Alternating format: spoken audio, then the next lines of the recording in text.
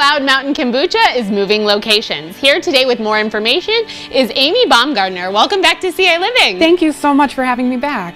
All right, so tell me, start from the beginning in case someone is tuning in just for the very first time. What is kombucha and how did you get started brewing it? Kombucha is a fermented tea product. It is a sweetened tea that we introduce a SCOBY, that is a culture of bacteria and yeast. The yeast eats the sugar, creates alcohol. The bacteria eats the alcohol, and so it is legally non-alcoholic. Trace amounts may occur, but under 0.5%.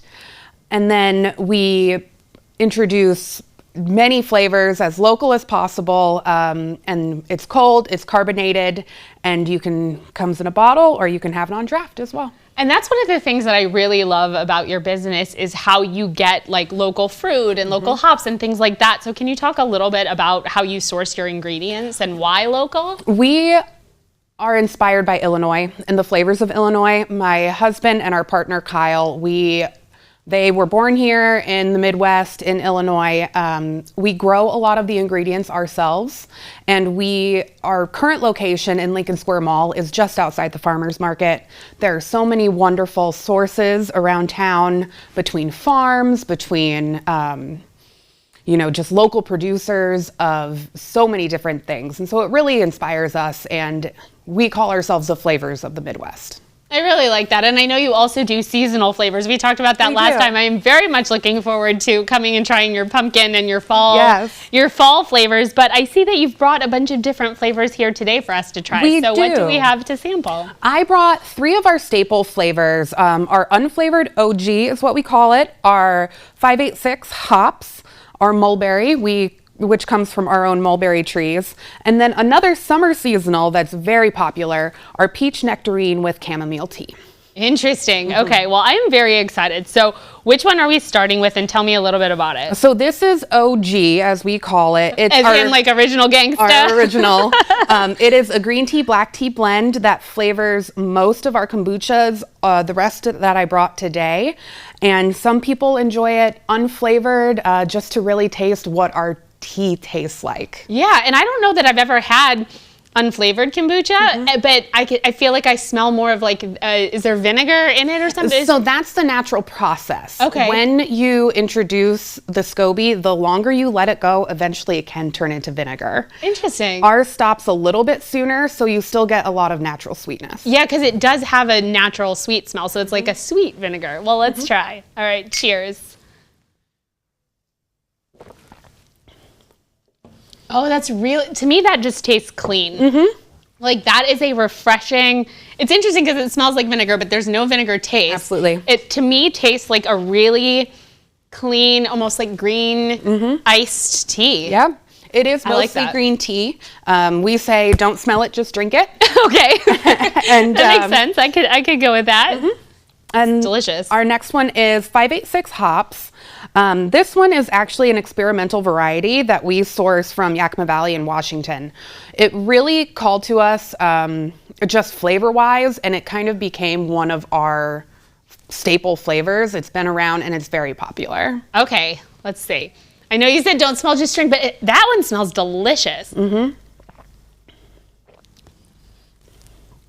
Ooh, yeah, I don't know what that is. Like I can't identify that flavor, but it's really sweet. Like it's much sweeter than I thought it would be. So it's popular with beer drinkers because of the hops, but it is actually cold steeped. It's not cooked at all. So the citrus really comes out, the fruitiness of the hops, with a little bit of that pininess in the back end. The pine, that must be what it is. Yeah, so it has like a kind of natural flavor and like a robust, I like it.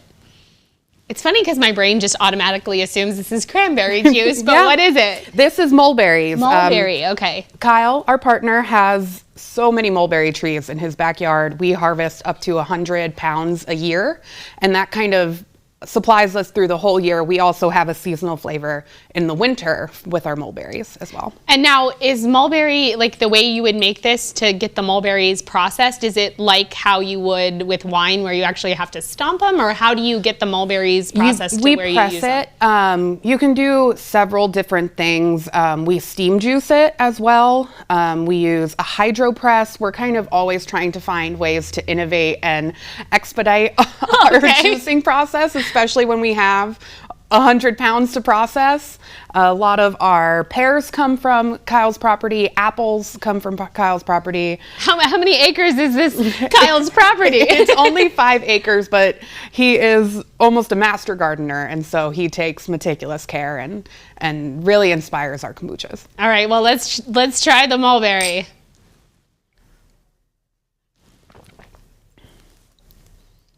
That's really interesting. Again, funny enough, that one is less sweet than I imagined. Mm-hmm.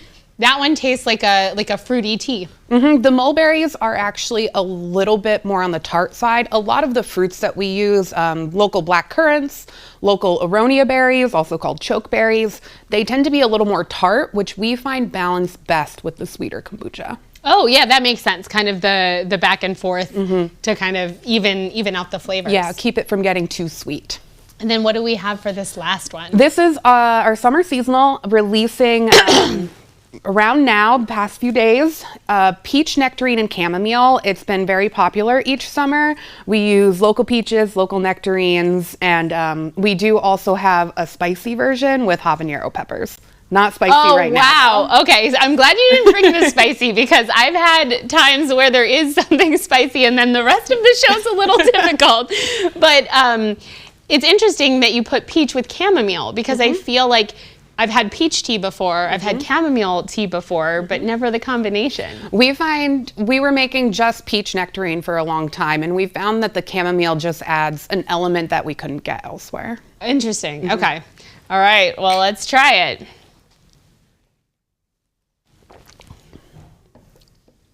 Interesting. It's like I can't tell if I can taste the peach or if I can taste the chamomile, because again, it's that balance. Yeah. Now, tell me a little bit about how you started brewing this, because this did not start as a big business, right? This was like brewing in your house, right? Yes. So my husband Andrew and I, along with our partner Kyle, were actually beer homebrewers together for a long time. Okay. Kyle's background is in beer brewing, and so we started doing it at home, which eventually turned into us homebrewing kombucha as well. And the kind of seed planted, and it turned into a kombucha brewery. And we have been in Lincoln Square Mall for 3.5 years now, but we are actually expanding and increasing our production tenfold, going from 2 small rooms to a 3,000 square foot warehouse. Very fortunate. And then we are opening our tap room later this summer as well. That's amazing. So and are you going to keep the location in Lincoln Square Mall, or you're moving the whole operation? We are moving the whole operation. At the end of April, we are out of Lincoln Square Mall. Our tap room will be temporarily closed through construction, but we just got approval to do our full brewing in our new brewery, and we're excited to start. Well, that's amazing. Thank you so much for being here and for letting us taste these. Yes, thank you for having me. Well, content segments today were sponsored and paid for by The Refinery. Coming up tomorrow on ciLiving, we have a very special episode, and I will be talking with many different women in our community who are doing remarkable work. Some of them are doing things with dog support, other ones are cooking and helping the old elderly, but I really appreciate you tuning in. Thank you for watching, and I will see you tomorrow at 3 p.m.